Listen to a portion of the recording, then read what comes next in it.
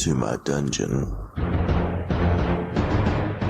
Welcome to Kuldrin's Krypt. I'm your host, Master Kuldrin. If you're new to the show, we use our combined 30 years of experience to dispel myths, get rid of stereotypes, and answer your questions about BDSM. You can call in at 865-268-4005 to leave your questions or visit the Krypt at kuldrinskrypt.com.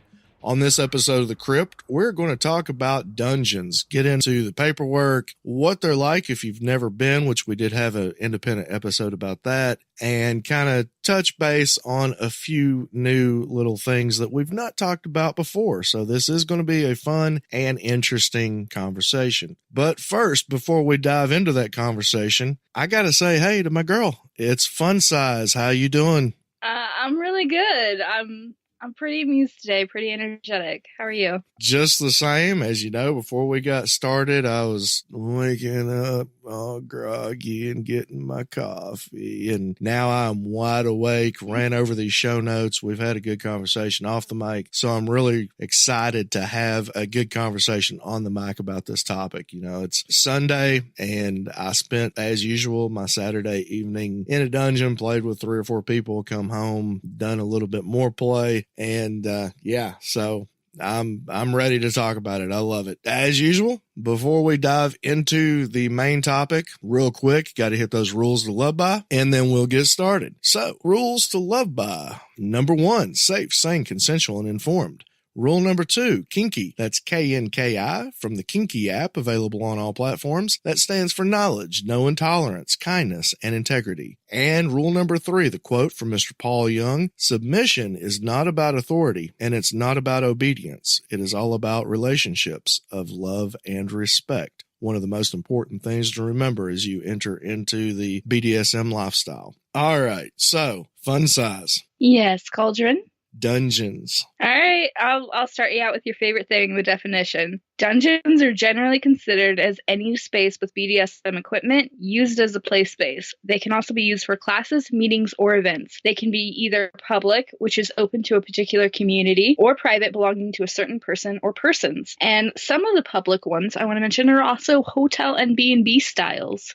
So if you're looking for a nice little getaway with your partner, there are dungeons available for that. 1763 in Atlanta is one of those. I think they've got 4 or 5 rooms. Each one is themed to something different. And after the club closes, anybody who has rented one of these rooms has full access to the dungeon play space. Plus, there's all kinds of equipment in the rooms. And it's not near as expensive as you'd think it would be. But yeah, those are my favorite ones. Unfortunately, I've still not gone down there. I need to do that soon. My favorite one is actually just outside of Portland, Oregon. It's called Twisted Cedar Estate. Like you said, they have rooms which all have themes. They offer photo shoot. They have a dungeon which is included with all room rentals. They offer ritual. If you are having a wedding or a ceremony that's BDSM themed, or even a collaring ceremony, they will host it for you. And they offer transgendered exploration, where they offer outfit and makeup advice for anyone that's transgender in either direction. So I really just love that place.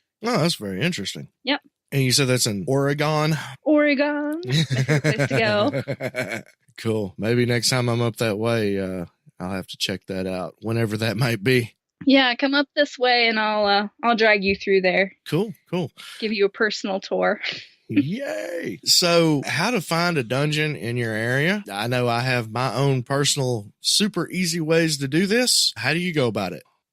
Well, the first thing you want to do, especially if you're a newbie and you don't know anybody and you're just really wanting to get out there and see what it's like, the easiest way is, of course, just Googling it. Especially if you live in a larger city, many professional dungeons are going to be listed that way. And after that, as you get to know people in your community, you're often going to find your way to a public dungeon simply because you're going to talk to others in your community and somebody's bound to invite you at some point. And you can also find private dungeons this way. That's how I found my way into 90% of dungeons in my experience, is getting to know people and being invited to a private dungeon. And then finally, if you cannot find the dungeon of your dreams, if you have something in your head rolling around that's just picture perfect fantasy, you can always create your own. Yeah. And that's something that I've been working on personally. And the dungeon that I go to every Saturday night that's how it got built. Very nice space, amazing people there. It is a private dungeon. It's at a private residence off from the house, but still connected. It is a very large play space with about 5 play areas. And then inside the house, they've also got a couple of rooms set up. One with a freestanding sex swing built on its own platform, and then a cage that the owner built that on top of it is basically a massage table that we can do hot wax on or have impact scenes. Somebody prefers to lay down for it. Really comfortable. Just all kinds of areas and of course filled with different implements. So when new people show up and they haven't really got their toy bag built yet, they have things to play with, and everything is well cared for and cleaned. And, there's monitors there just like there are in a professional dungeon. In fact, I'm one of those. So really, really nice. It doesn't have to be something massive like that. I've been in a lot of people's houses where they invite you over to use their play space, and it's just a simple cross or a simple spanking bench, something of that nature. And that's fine. There's nothing wrong with that. I had tons of fun in that type of setting or in huge professional dungeons. You got to start somewhere, really is what it comes down to, is start with one piece and continue to grow. So more on making your own. How do you get into that? And I know that seems kind of obvious, but what are your thoughts there on making your own dungeon space? Well, if you're going to have your own private space, all you're really going to need is space and imagination. You can build your own furnishings, as we said, convert them, etc. Really do anything to suit your needs or your fantasies. And then if you want a public dungeon, same thing, space, imagination. A lot of people that choose to create a public dungeon will use secondary homes that they've converted, a business space. I've seen a couple in barns. Mm-hmm. And then you're going to really just take that open space and provide discretion and be able to feed into yours and other people's fantasies that way. If you're going to set up a dungeon, whether it's your own or a public, it's important to have a set of house rules, then post them, make them known to anyone coming in. For example, if you're not comfortable having water play, or you don't want a bunch of water on the floor because you don't want to pay all the extra fees for water damage, then by all means, make that a house rule. It's your space, it's your thing, so you can really just do whatever you want with that. And then finally, my advice is soundproofing. This is especially important if you're close to other businesses or residents. When you have public or private space, you can easily add soundproofing with installation or by adding acoustic panels to the walls. They're not that expensive and they really just do kind of pop onto the walls. And then there's also soundproofing rubber molding that you can put around doors and windows to help with this, and even DIY projects, which is actually what I have on the door to my office for our recording studio. It's a DIY soundproofing door system. Very using nice. Literally just scrap fabric and dried rice. But it does pretty well. Interesting. On that opening up a public space, that one, though there are parts of it that are pretty simple, I don't want to give the wrong impression here.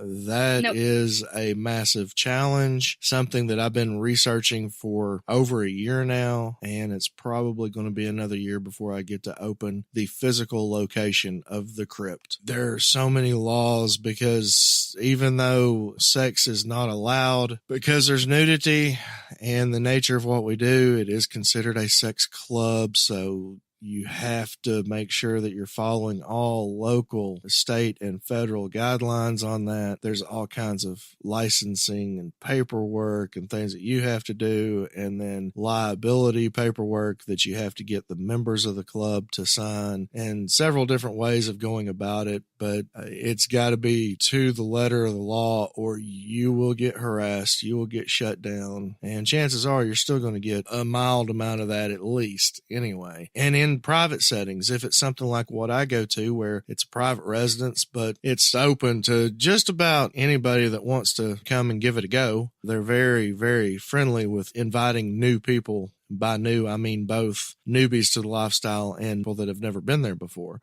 And when you first go, you sit down, go over the paperwork, the do's and don'ts. You get a tour of the location and just follow the rules, basically. But even at that, there again, there could be police show up, and I'm sure that there probably has been in the past. Not when I've been there, but I'm sure that it could happen, especially if you have to ask somebody to not come back because they're doing things that they shouldn't be doing. They're breaking your rules, and you have to ask them to not come back. Chances are they might get a little upset about that, and if they're not a decent person, then they're going to call the authorities to get revenge and nonsense. But I'm just saying, it does happen. You do have to take certain precautions to protect yourself, which leads us right into our next area with this conversation, and that is liabilities. And in the paperwork that I was talking about signing, one of those was a non-disclosure agreement, and this is a legal agreement that helps protect confidential information. Now, Funsize, I know that you have gone to several different types of dungeons, and I believe I know in Atlanta, they've got one where they rent out an entire hotel. So if you buy a ticket, you're also staying there. That's part of the deal. It's a 4 or 5 day event, I believe. Might just be 3, but anyway, when you get there and you get checked into the hotel, the next thing that you have to do,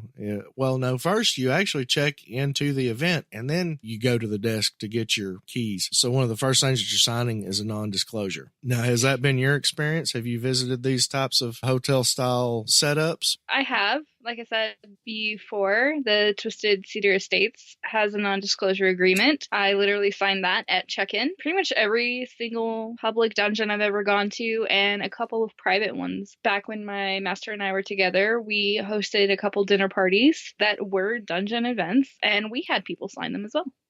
Yeah. I know back when I lived in Georgia and I hosted a few, I didn't actually have anybody sign a non-disclosure. It was just the actual paperwork that had the rules of the dungeon. There was a line that talked about the things that you see here, basically the whole Vegas line, what happens here stays here. Mm-hmm. Not only is it what you're seeing as someone coming in, but it's also an agreement that says that business, essentially, especially if you're going to the hotel style, cannot disclose your private information as well. Yeah, and that's really important. It really is, because you don't want to go to something like that and then find out that this business has sold your information because you didn't sign a non-disclosure with them. That's just a horrible way to kind of end up getting outed in and of itself. What are the liabilities as far as insurance goes? As far as insurance goes, of course, have a homeowner's insurance if it's in your home, a property insurance if it's in a business type setting. It's there to protect your property and to keep an attorney on retainer in case there is an injury, in which case someone tries to sue you for. Other insurances you should have include fire and water damage, because if you're going to have any sort of fire play, any sort of hot wax, anything like that, you want that, and you want that in general to begin with. And then water play, as I said, if you have anything like that, even if you have someone that's wanting to handcuff somebody's hands above their head to a water pipe in your basement, that could be something that leads to water damage. Yeah. So you really want to go ahead and just make sure you have those forms of protection in place beforehand. Just the good old standard insurances with some a little bit more thought about what's taking place. Now, other liabilities, such as something going wrong, no matter how cautious we are, you and I both know that we've heard of someone trying to sue because somebody was injured on a person's property, and this is completely vanilla. So once you take it to this level where things that we do are just extra special dangerous and somebody gets hurt, they might want to try to sue the property owner. So it's really taking note in that and making sure that you're present as the owner of the dungeon and you have a lawyer. I do. Most people that I know do. And some people consider that to be hoity-toity or rich and fancy. I just consider that to be smart. And there's programs out there for every income level. You can have a retainer or a lawyer on retainer. It's a very smart thing. I know US Legal is one of them. US Prepaid is one. US Legal is actually a company that I've dealt with before, and this is not a commercial for them, but I have had some really good experiences with them, just personally throwing that out there. So what else do you have? If something goes wrong, what are we looking at? I actually had to dig into this quite a bit, and I called my insurance agent because I had questions about it. And what it comes down to is different states, of course, have different laws. Some favor the property owner, some favor the person who was injured. But for the most part, in order to be liable, the owner has to have not given the property the maintenance due to prevent reasonable harm. So if it's something like somebody slips and falls on the ice because you didn't salt your walk, yes, you can be held liable for that. If it's something like somebody was literally rollerblading through your area and they didn't know how to rollerblade and then they fell, no, you cannot be held responsible because that's not on you. That's their problem. And when it comes to BDSM, the same thing's true. But you should do what you can to protect yourself by making it clear to anyone that comes into your play space any areas that may lead to harm, any risk involved, and make sure they understand how to use any equipment on hand. If you've built something, whether it's stationary or it moves, even if it's as small as, see this wooden cross here that I built, you might get a splinter.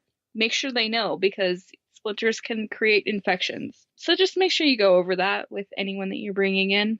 Yeah, this is one of those things where I really don't think you can be too thorough. Go over every little thing. And I know, again, the play space I go to every Saturday, they do a phenomenal job of going through and talking about each and everything, and even specifically how they want things cleaned. Mm-hmm. Because they've got tons of implements there that can be used, and going over all of those. And then they've got some things that were gifts to them that are not allowed to be used by anyone. That's very important to know so that we can respect the dungeon owner's personal belongings there that are not to be used. Her cuffs hang on the wall, and everybody knows those are her cuffs. You don't touch those. Several different things like that. But they go over every little detail, and they love doing it too. You always know when you walk in and there's a table there that will have a manila envelope sitting there. Oh, we're going to meet some new people tonight. And it's good to catch that tour again occasionally. I'll do it every now and then.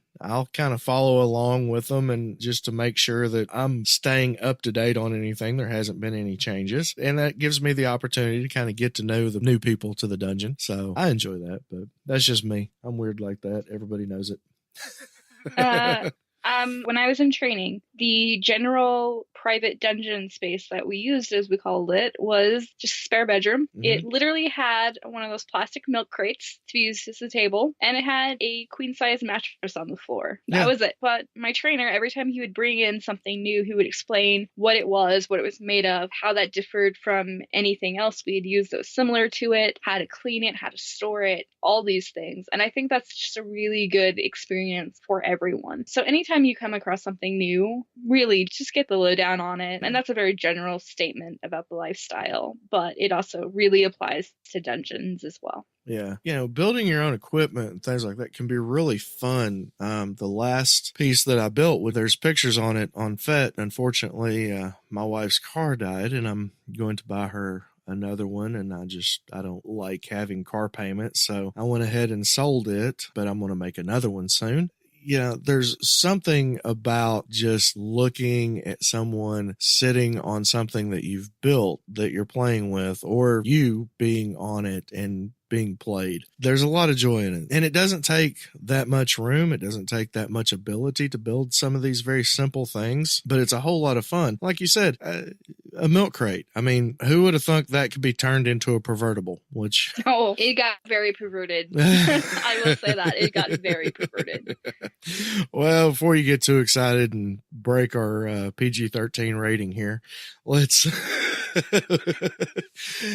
But yeah, anything, just about anything you can, I've got a pair of drumsticks in one of my play bags that I always take with me. And that's just because it's fun. I play with some people that really love music, and just to kind of drum around on them playfully, they really enjoy it. Not everybody is just straight, beat me, don't let up, keep going. I believe you're starting to mock me, Master Kuldrin. I'm going to have to ask you to stop.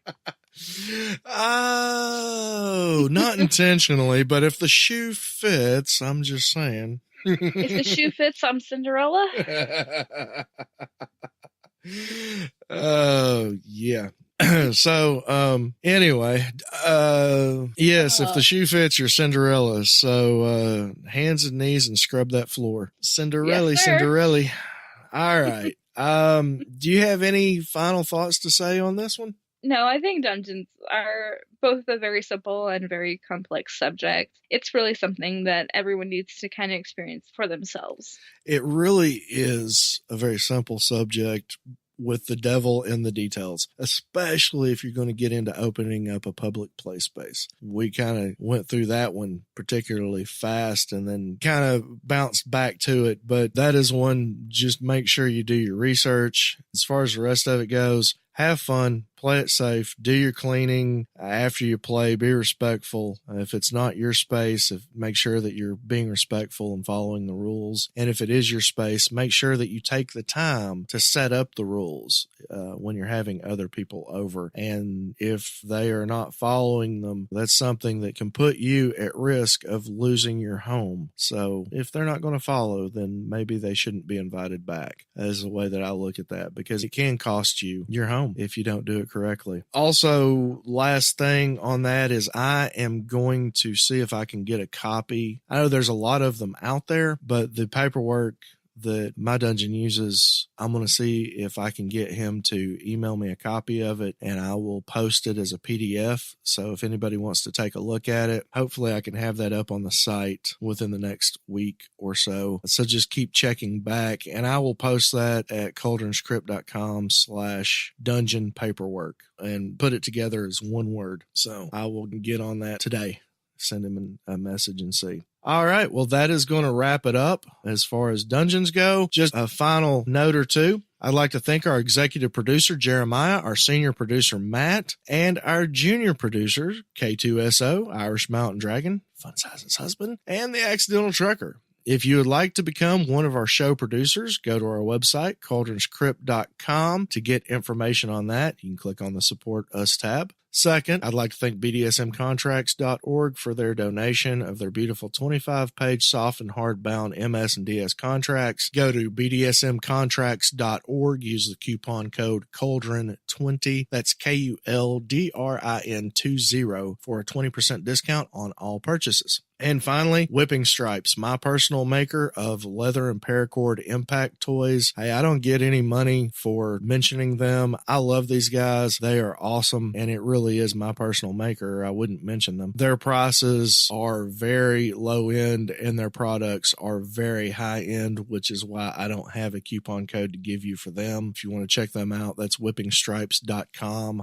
Highly recommend it. Get in touch with them. If you don't see something that you're looking for, chances are she'll make it for you. whippingstripes.com. Next week on the Krypt, we are going to dive into protectors. Now, this is a very interesting topic, and I cannot wait to see what Funsize puts together for this one, because there are so many different ways that this conversation can go, and it's something that is not talked about near as much as it should, and it's not respected near as much as it should. So that'll definitely be one to listen to. In the meantime, go to kuldrinscrypt.com for show notes, how to subscribe information, and the link to our FetLife group so you can take part in the conversation, be eligible for giveaways. While you're there, click on the Support Us tab to become one of those Patreon supporters, also known as show producers. And on the show notes, if you want those delivered directly to your inbox every time a show is released, an episode is released, over on the right-hand side of the website, go ahead and throw your email address in there, and you will get those straight to your inbox. I do not spam. All right, that's going to wrap it up. This has been Master Kuldrin and Funsize for kuldrinscrypt.com. Unearth the truth.